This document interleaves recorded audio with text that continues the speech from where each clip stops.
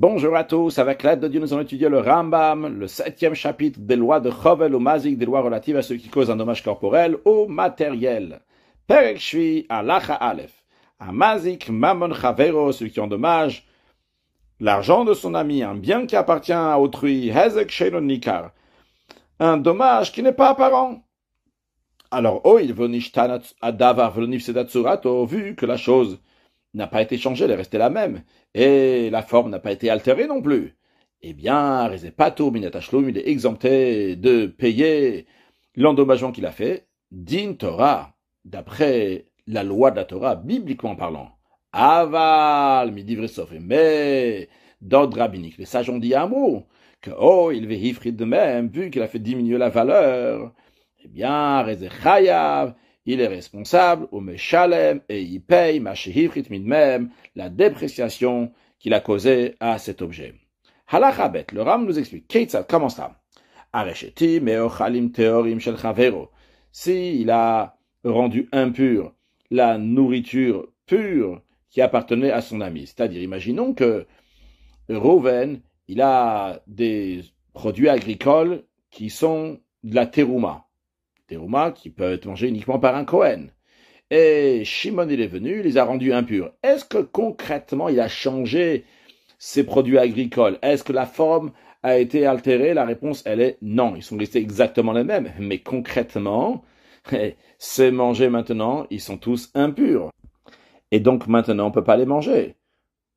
Oshedima perotav, ou bien qu'il a mélangé dans les fruits de Reuven, il a mis quelques fruits de Trouma.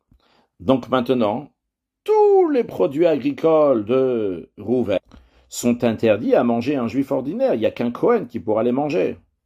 Juste en parenthèse, on parle dans un cas où ça s'est mélangé dans moins que 100 fois plus. Parce que si c'est 100 fois plus, ça va s'annuler. Encore un exemple dans lequel il n'a pas fait un dommage à la chose, on ne peut pas voir, c'est un dommage inapparent. Erev lo tipatien neser betorchieno. Reuven, il a un tonneau de vin. Et Shimon, il est venu, il a mis une goutte de vin de libation. Un vin qui est interdit parce qu'il était versé devant l'idolâtrie. Charé Asar alavakol, qu'en conséquence de cela, il a rendu interdit tout le vin de Reuven. Il peut même pas le vendre à un non-juif, il est entièrement perdu. Vechen kol kayet s'est basé de même tout ce qui est similaire à cela, qu'il a fait un dommage qui est inapparent. Eh bien, Shamin Mashehivsid, on va évaluer ce que Shimon a fait perdre à Reuven, ou Meshalem Nezek Shalem, et Shimon va payer la totalité du dommage, Minana Yafe Shebin Chassav, du meilleur de ses biens, que derrière Kolamazikim, comme la loi de tous les auteurs de dommages, qu'on a appris, que s'ils remboursent avec des biens qui sont mobiliers, ils peuvent rembourser avec quoi que ce soit, mais s'ils remboursent avec un bien immobilier, avec un champ par exemple, eh bien, ils devront payer du meilleur des champs qu'ils ont. S'ils ont un meilleur champ et un moins bon champ, eh bien, ils devront payer du meilleur champ. Halacha Gimel. Cette obligation de répondre d'un dommage qui est inapparent, c'est knas ou chez kansu chachamim. C'est une pénalité que les sages ont infligée, pour pas que chacun parmi les vandales va les vandaliser. Il va aller et rendre impur les choses qui sont pures à autrui. Il dit, de toute façon, pas tourani, de toute façon, je suis exempté. Et vu que c'est les sages qui ont fait cette pénalité pour pas que des gens vont aller mal se comporter envers ce qui appartient à un autre. Les filles, c'est la raison pour laquelle qu'ils mettent chez Isaac. Si celui qui a endommagé ce dommage qui est inapparent, il est mort, on va pas encaisser, on va pas prendre l'endommagement qu'il a fait de ses biens une fois qu'il est mort. Pourquoi? Les sages n'ont pas juste voulu rembourser l'argent que Reuven a perdu. Ils ont voulu que des gens comme Shimon ne vont pas aller rendre impurs les biens d'autrui, les produits agricoles d'autrui. C'est ça le but des sages. C'est la raison pour laquelle que les sages, ils ont donné une pénalité à la personne elle-même, mais l'héritier, que lui, il n'a rien fait, les sages n'ont pas pénalisé. De même, si Shimon a endommagé quelque chose qui appartient à Reuven, de manière qu'il a endommagé, qui c'est inapparent, mais il a fait ça par inadvertance ou bien par cas de force majeure, patour, il est exempté. Pourquoi? Chez le kansu, el amit kaven lahazik midato, parce que les sages ont pénalisé uniquement ceux qui ont l'intention de causer un dommage de son gré, parce que le but des sages, c'est que les gens vont pas se dire, tiens, je vais aller endommager, de toute façon c'est inapparent, de toute façon après je vais pas payer. Halacha dalet, avant de dire la halacha, juste à rappeler que un Kohen qui officie dans le temple, si au moment où il est en train de faire d'officier, il a eu une pensée qui ne correspond pas au sacrifice, il a rendu le sacrifice pigoul. C'est-à-dire, si le Kohen est en train de faire, la shrita au moment de l'abattage, deuxièmement, ou bien au moment qu'il est en train de réceptionner le sang de l'abattage, ou troisièmement, qu'il est en train de prendre ce sang et l'amener à l'autel, ou bien quatrièmement, lorsqu'il est en train d'asperger ce sang sur l'autel, si, à un de ces 4 moments-là, le Kohen a eu l'intention de manger de la viande de l'animal après le temps que la Torah l'a fixé, par exemple, des fois la Torah dit tu dois le manger aujourd'hui et la nuit suivante, des fois la Torah dit que c'est aujourd'hui et demain et la nuit entre les deux, mais pas plus. Donc il y a un certain moment jusqu'à quand on peut le manger. Donc si lui il a eu l'intention, lorsqu'une des 4 choses qu'on a dit depuis la shrita jusqu'à la zrika, depuis qu'il a fait la shrita jusqu'à qu'il a jeté le sang, il a l'intention de manger de la viande de ce sacrifice-là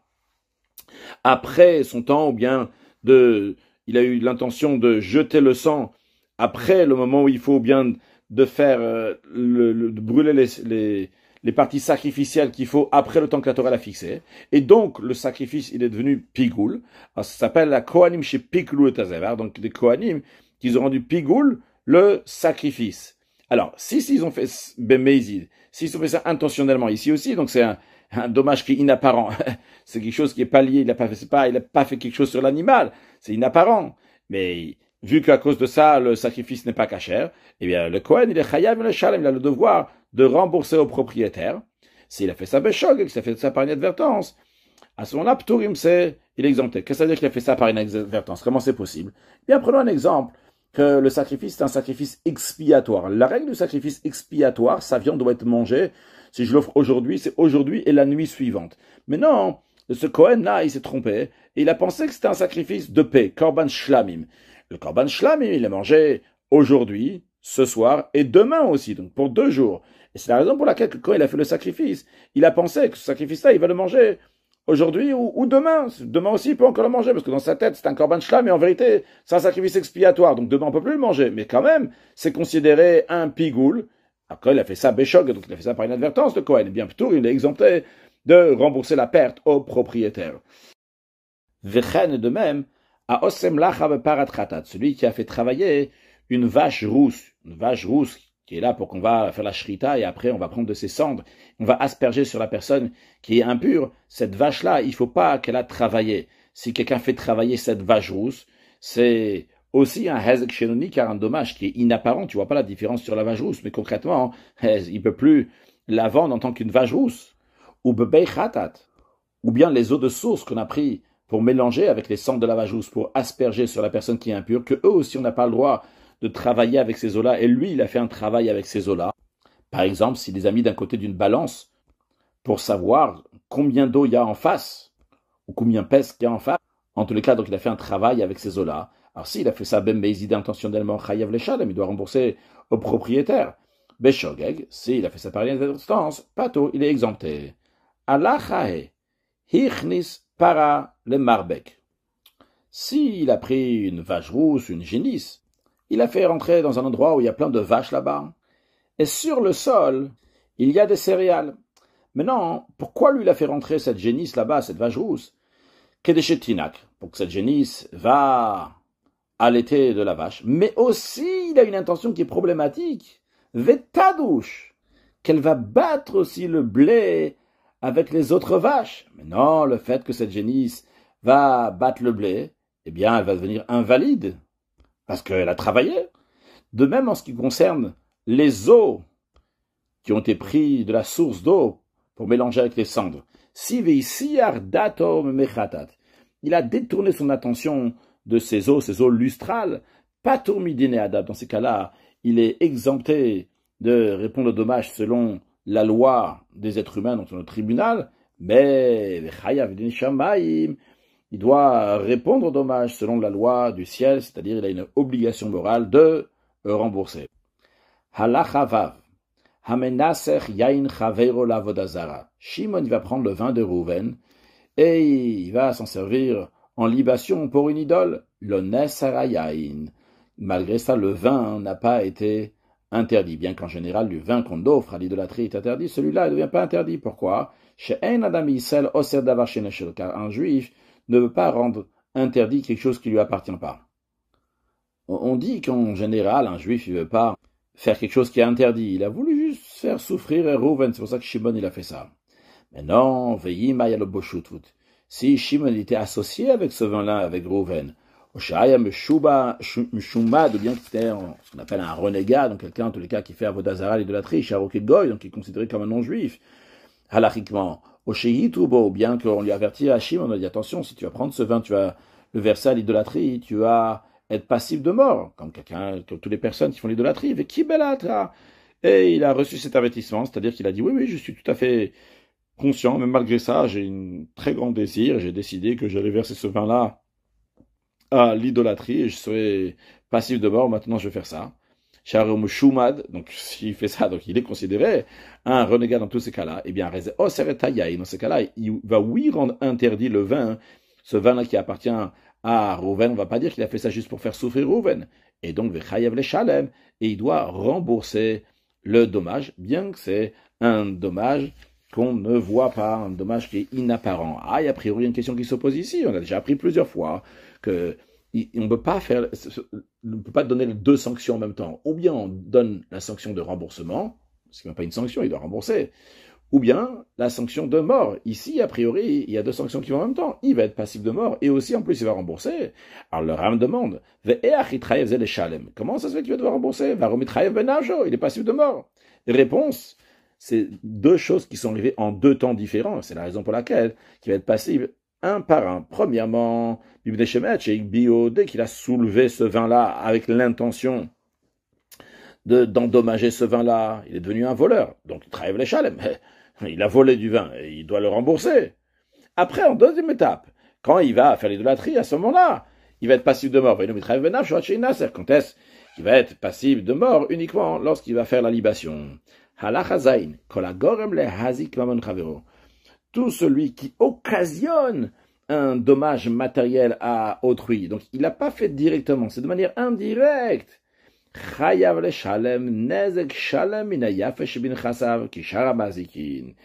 Il doit rembourser, il doit payer ce qu'il a fait du meilleur de ses biens, encore une fois, comme on a dit tout à l'heure, donc le meilleur de ses biens dans le cas où il paye de ses biens qui sont immobiliers, comme tous les autres auteurs de dommages. Même si c'est pas lui l'auteur de ce dommage à la fin, finalement, c'est quelqu'un d'autre qui finalement il fait le dommage, mais il veut agorem arishon, mais vu que lui, il a été la cause première, chayav, il doit en répondre, il doit payer. Keitzad, comment ça? Hazor ekli shelo merosh agagalga bekarum ksatot, Tsirouven, il prend son ustensile qui lui appartient à lui personnellement, il le jette du toit sur des oreillers, des coussins, des couvertures. Ou Bacher, quelqu'un d'autre il est venu, Shimon il est venu, Vekadam, il a pris le devant, il a enlevé les coussins de la terre. Donc, l'ustensile à la place de tomber sur le coussin, il s'est cogné, il est tombé sur le sol. Il s'est cassé. Chayav Nezek Shalem, Shimon qui a enlevé le coussin, c'est lui qui doit payer la totalité du dommage, comme si qu'il avait cassé avec sa main. Pourquoi chez Silou Karim Vaksatot? Parce que le fait d'enlever les coussins, les couvertures, les oreillers, ça a fait garam le c'est ça qui a fait que ça s'est cassé. De tout ce qui est similaire à ça. Halachachet, Hazorek shel Chavero merosh Agag al gabe Karim Vaksatot shel Barakli. Shimon y prend l'ustensile qui appartient à Rouven et le jette du toit sur des coussins, des oreillers qui appartiennent aussi à Rouven. Kadam Balakli, Rouven à qui appartient l'ustensile que Shimon est en train de jeter du toit, et ça lui appartient aussi, donc les coussins, les oreillers. Heisira Kari, il a enlevé les coussins. Hazorek Chayav, eh bien, Shimon qui a jeté, il doit tout payer. Shirzrikato Yagorem Arishon Lishuirat Akli. Parce que le fait qu'il a jeté, c'est ça qui a entraîné de casser l'ustensile. Kadamacher Vesilka. Maintenant, si c'est quelqu'un d'autre qui a enlevé les coussins de Rouven lorsque Shimon est en train de jeter l'ustensile qui appartient à Rouven, Shnem Chayavin. Les deux, ils doivent répondre, ils doivent payer Hazorek Vermesalek, celui qui a jeté l'ustensile de Rouven et celui qui a enlevé le coussin chez Shnem, Garmoul Abed Mamonachazé, parce que les deux, aussi bien Shimon et aussi bien l'autre, ont entraîné de faire perdre l'argent, l'objet qui appartient à Rouven. Halachated, Chen Asoref Shtarot Shel Chaver, de même celui qui brûle des documents, donc des titres de créance qui appartiennent à Rouven, et par cela, il a fait que Rouven il va perdre, parce que quand Rouven il va aller chez ses débiteurs, il va leur dire, vous me devez de l'argent. Les débiteurs, ils vont dire, sors-nous le document. Le document, il est plus là. Alors, Shimon, qui a brûlé les documents de Rouven, Chayav le Shalem, il doit payer Kol Achov Shayabashtar, toute la dette qui était enregistrée dans le document. Sh'af, Apishen Guf Ashtar Mamon, car c'est vrai que le papier du document lui-même, il n'a pas de valeur pécuniaire, il vaut rien du tout, c'est juste un papier. Mais malgré ça, Garam le Abed Mammon, il a occasionné une perte de la somme d'argent qui était inscrite dans le document. Mais attention, quand est-ce que Shimon devra payer? C'est uniquement si l'auteur du dommage, il admet que ce document était authentique, s'il était certifié par le tribunal, et qu'en effet, à l'intérieur, il avait écrit telle et telle somme, et parce que justement, Shimon il a brûlé, c'est pour cela que maintenant, le créancier ne peut pas percevoir le paiement de sa créance. Aval, imloe, mino, mais si celui qui a brûlé le titre de créance, c'est-à-dire que Shimon, il croit pas le propriétaire Rouven, et il dit qu'il a juste brûlé un morceau de papier qui appartenait à Rouven, il va lui payer uniquement la valeur du papier. Halacha Yud.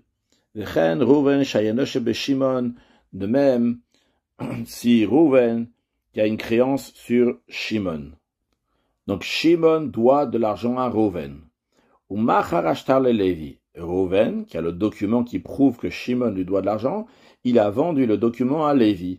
Par exemple, il dit à Lévi, écoute, achète-moi ce document-là à 90 €, et Shimon il me doit 100 €. Quand tu voudras tirer chez Shimon, et tu prendras 100 €, moi je ne veux pas me casser la tête avec Shimon. Puis, après que Rouven il a vendu ce document de créance, il a vendu à Lévi pour que Lévi va prendre l'argent de Shimon. Rouven est parti chez Shimon. Il a dit, écoute, Shimon, tu me dois 100 €, je les renonce, tu n'as pas besoin de les donner. Maintenant, qu'est-ce qui se passe? Areniftar Shimon, il n'a pas besoin de donner les 100 € à Rouven, comme on apprendra dans les lois de Mechir et de vente. Mais qu'est-ce qui se passe maintenant? Est-ce que Lévi l'a perdu? Non, Lévi l'a pas perdu. Rouven qui a dit à Shimon, je renonce, t'as pas besoin de me rembourser, eh bien, il devra payer à Lévi. Ce qui est écrit dans le document, il écrit 100 €, eh bien, Rouven devra donner à Lévi 100 €.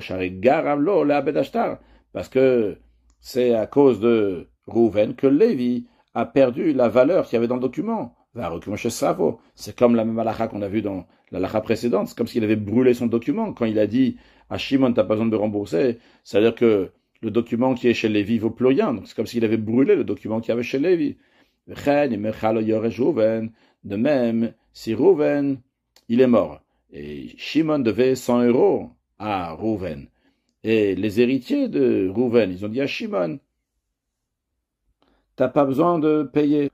Et qu'est-ce qui se passe maintenant? Lévi qui avait acheté le document de Rouven, il reste avec un morceau de papier qui vaut plus rien. Parce que dans le papier que Lévi avait acheté de Rouven, il y avait écrit que Shimon doit 100 €. Mais maintenant, Shimon doit plus les 100 €. Puis vu que ses héritiers ont renoncé, ils ont dit t'as pas besoin de payer les 100 €. Eh bien, eh bien, celui qui en a fait grâce, c'est-à-dire les héritiers, ils doivent payer à Lévi avec le meilleur de leurs biens. Halacha Yudalev, Chen, c'est Avdapoti qui est de même. Si Shimon il empruntait 1000 € de Rouven, il a dit, écoute, mon serviteur, mon esclave, c'est de lui que tu vas encaisser ces 1000 €. Et après, qu'est-ce qu'il a fait Shimon l'emprunteur? Veshichero, il a affranchi son esclave. Eh bien, Chayav Meshacher le Shalom Balachov. Shimon, l'emprunteur, il doit payer à son créancier Sharif, qui a Shibudo, parce que c'est lui-même qui a enlevé ce qui était hypothéqué. Vegaram le Abed Bamono, il a fait perdre l'argent de Rouven, parce que maintenant il n'a plus de quoi prendre ses 1000 euros. Kofin Balachov Gabul Shacher. Le Ram rajoute que on va dire aussi au créancier, à Rouven, d'affranchir ce serviteur. Pourquoi? Bien qu'il n'a pas besoin de le faire. Ça n'a jamais été son serviteur à Rouven. Pour pas qu'un jour Rouven, le prêteur, va rencontrer cet esclave, il va lui dire, hey, toi, t'es mon serviteur. Et à cause de ça, ça va lui faire une mauvaise renommée pour ses enfants qui sont nés après qu'il a été affranchi, qu'on va dire que c'est des esclaves. De même, celui qui pousse la pièce, une pièce d'argent qui appartient à autrui, et ça a roulé, c'est parti à la mer. Alors attention, on parle bien qu'il a poussé, parce que s'il avait soulevé, à ce moment-là, il a le devoir de rembourser, parce que c'est un voleur. Ici, il n'a pas soulevé, il a juste poussé. C'est roulé, c'est tombé dans la mer. Chayav le Shalem. Il a le devoir de rembourser cette pièce. Et bien qu'on peut voir cette pièce dans l'eau qui est claire, et que le propriétaire de la pièce peut descendre, aller dans l'eau et la ressortir, eh bien, le devoir de payer les dépenses et la fatigue pour rentrer dans l'eau et ressortir la pièce. De même, quelqu'un qui fait un trou dans l'oreille d'une vache, que maintenant, elle peut quand même travailler, on aurait dit, bon, il a rien fait. Quand même, Chayav le Shalem, il a le devoir de payer. Pourquoi? Garam, l'ifrod d'Amer, parce qu'il a fait que cette vache, maintenant, elle vaut moins cher dans le sens qu'on ne peut pas l'acheter pour l'amener en sacrifice, parce qu'elle a un moum, elle a un défaut physique. De même, celui qui a aplati le dinar d'autrui avec un marteau pour les rendre plus fins, il n'a pas fait perdre le poids de la pièce. À l'époque, c'est le poids qui comptait. Il a juste fait disparaître la forme, comme ça, l'effigie qu'il y avait dessus. Chayav le Shalem, lui aussi, doit payer Mishum Gorem, parce qu'il a occasionné un dommage à autrui, qu'il va devoir payer maintenant pour remettre la forme sur cette pièce-là, pour que les gens vont pouvoir l'accepter. Vechen kol kayot sebidvarim elo, de même tout ce qui est similaire à cela. Halacha yudbet, hazore kli merosh agag laaretz. Si quelqu'un jette un ustensile du toit sur la terre, velo ayet tartar kedim, il n'y a pas d'ustensile en dessous. Ve kadam acher ve shivro bemakel. Quelqu'un a pris le devant et boum, comme ça, quand c'était en plein élan de tomber, il a donné un coup et c'est lui qui l'a cassé. C'est le deuxième qui l'a cassé avec un bâton. Chouba vient quand c'est en l'air, kadam shiegel aretz, avant que ça arrive sur terre. Arezea acher patour. Eh bien, le deuxième, celui qui a donné un coup de bâton, il est exempté de payer. Pourquoi? Tout ce qu'il a cassé, c'est un ustensile. C'est sûr et certain qu'il va se casser tout de suite. Donc, ce qu'il a fait le deuxième, c'est qu'il a cassé un ustensile qui est déjà cassé. Bien qu'il n'était pas cassé concrètement, mais il est considéré déjà cassé. Donc, le Chidush de Ram nous dit ici, on ne dit pas que peut-être quelqu'un aurait pu sauver l'ustensile en amenant des oreillers, des coussins en dessous, et donc il n'a pas vraiment cassé quelque chose qui est déjà cassé. On nous dit ici, cette personne-là, c'est pas quelqu'un qui a occasionné un dommage. Tout ce qu'il a fait, c'est qu'il a occasionné que personne ne pourra mettre des coussins en dessous pour le sauver. Tout ce qui s'y met à cela, pato, il est exempté. Halacha yud gimel. Shor shaya omed la riga. Muteshomazik et tabriot. Un taureau qui était destiné à être tué parce qu'il cause des dommages aux créatures. Et donc il y a un devoir au propriétaire, que le propriétaire doit le tuer pour enlever cet endommagement. Ou bien ou bien un arbre qui est destiné à être coupé parce qu'il cause des dommages au public, qui bloque le passage, les gens ne peuvent pas passer. Et donc le propriétaire, il a le devoir de couper cet arbre. Quelqu'un a pris le devant.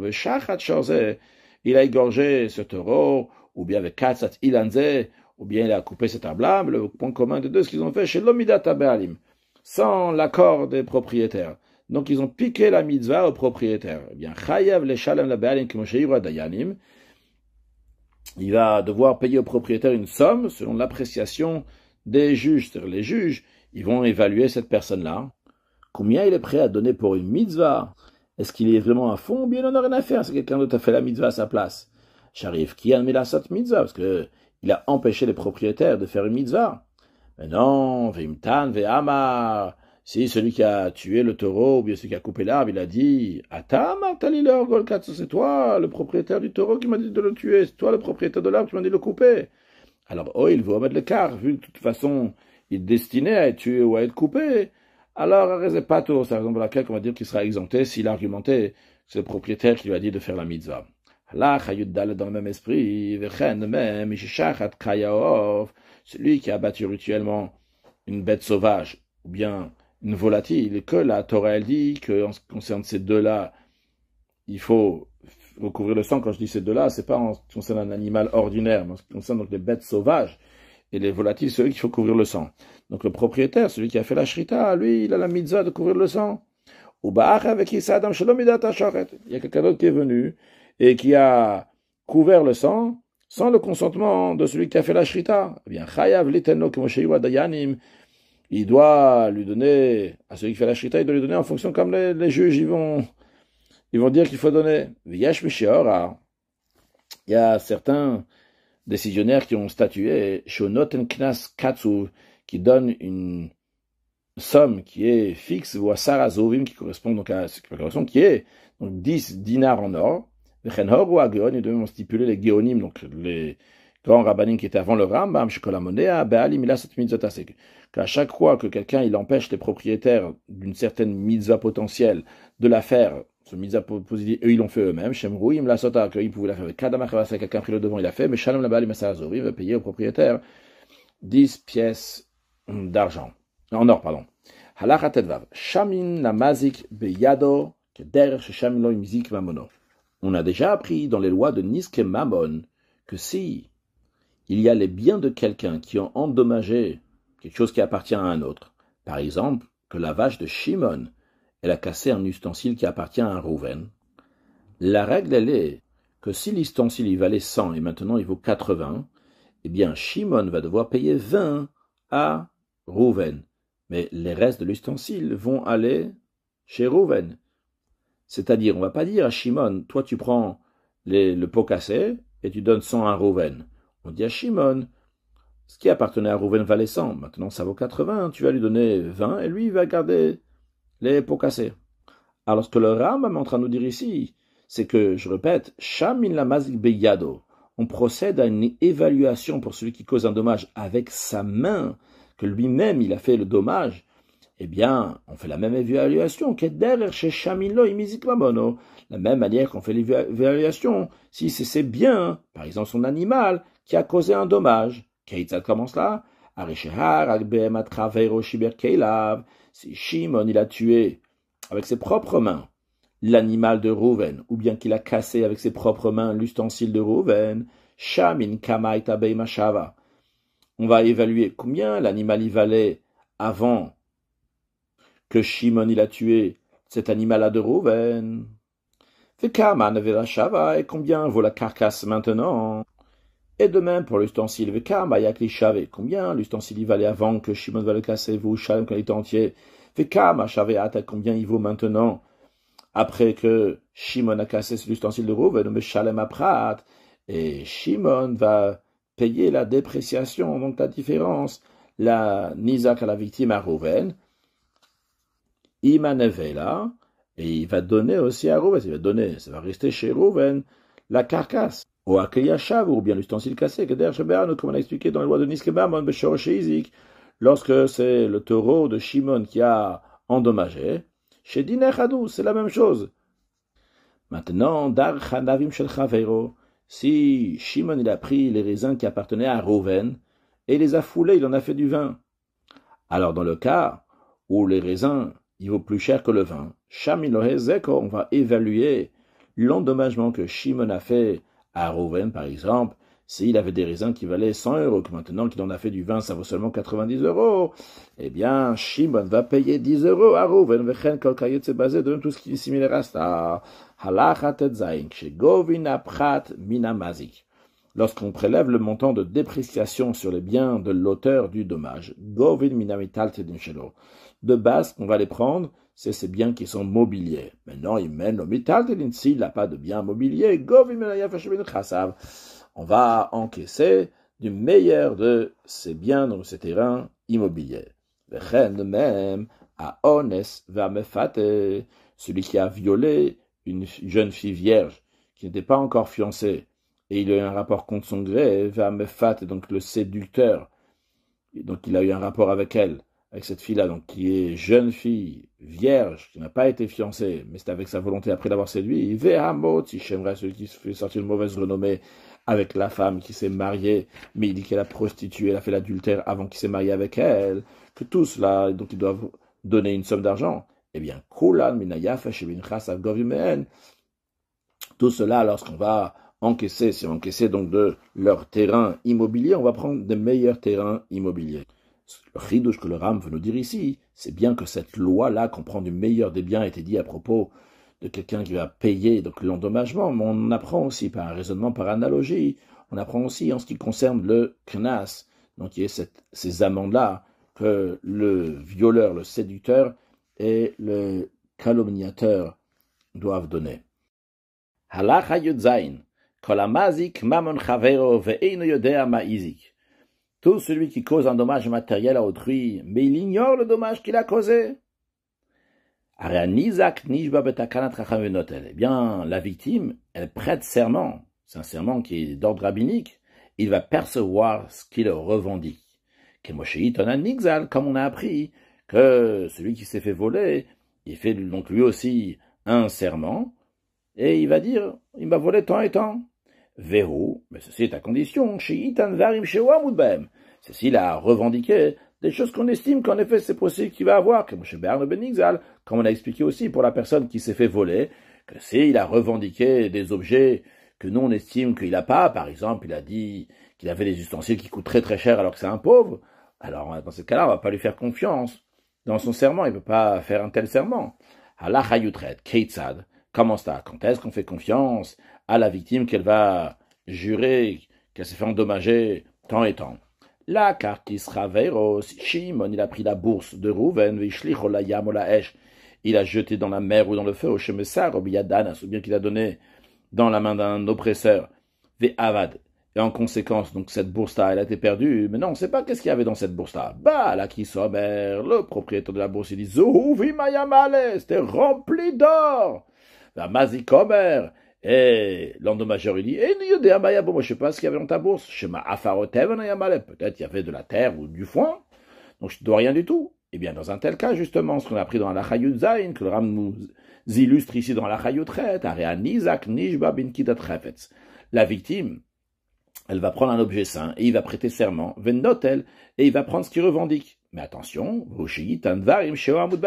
c'est si il revendique des choses qu'on estime qu'il peut avoir, ou même si c'est pas lui personnellement, ou bien on estime que des gens l'ont mis en dépôt chez lui.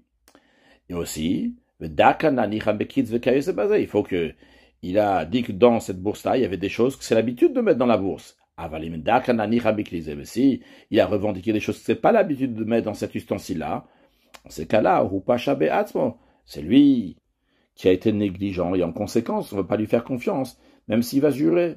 Keitzad, comment cela?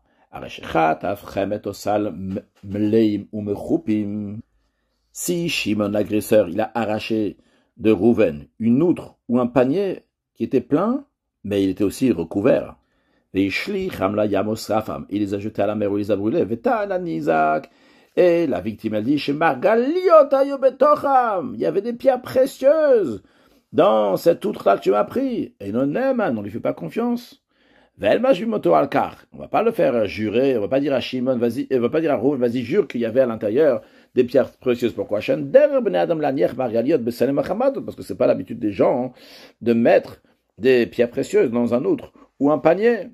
Mais non, vu que quand même on a un doute, on ne sait pas, peut-être c'est possible que c'était comme ça, c'est possible que c'est vrai ce qu'il dit, mais on ne sait pas, c'est pour ça qu'on ne fait pas jurer, on ne peut pas dire Rouven jure et Shimon va te payer, vu qu'on a un doute, vim tafas, si la victime Rouven, elle a pris de Shimon la valeur des pierres précieuses qu'il estime qu'il y avait dans cette ours-là, elle motsimiya dans le tribunal ne va pas dire à Rouven tu dois rendre à Shimon, et la Nishba, une fois qu'il est séché déjà chez Rouven, il va jurer à ce moment-là chez Margaliot Ayuba qu'en effet il y avait des pierres précieuses.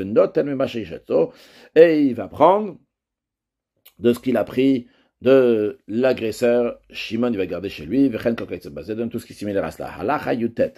Maintenant, dans un cas que Yada Mazik Sheaki Sayabozovim, l'agresseur, Shimon, il savait en effet que cette bourse-là était remplie de pièces en or. Aval Einoidea Kamayu. Je ne sais pas combien de pièces d'or il y avait à l'intérieur de cette bourse. Vanisa Komer. La victime, elle dit, Elef Ayu, il y en avait 1000. Eh bien, notel Elef Beloshua. Eh bien, la victime Rouven prendra de l'agresseur Shimon 1000 pièces d'or sans serment. Vouchiyam, ou la condition qu'on l'estime qu'il peut avoir une si grande somme d'argent. La raison de cette loi-là, pourquoi on lui fait confiance même sans serment. Parce que cet agresseur, il doit jurer même bibliquement, parce qu'il est en train de nier, c'est-à-dire il est en train de nier une règle de modebe mitzat.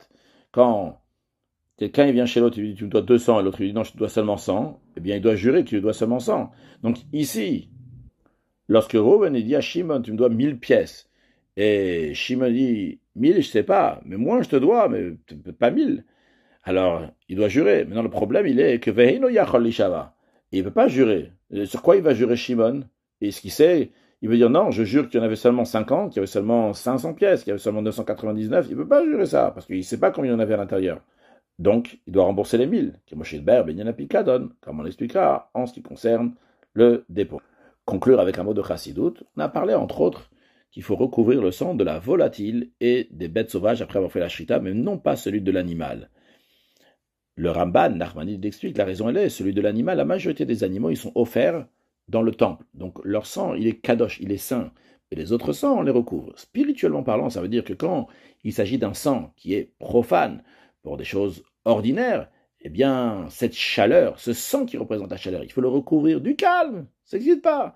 Par contre, lorsque c'est du sang de la gdoucha, de la chaleur de la sainteté, ça, il faut le laisser dévoiler et laisser cette motivation avec une grande ferveur pour accueillir Mashiach. Now, une excellente journée.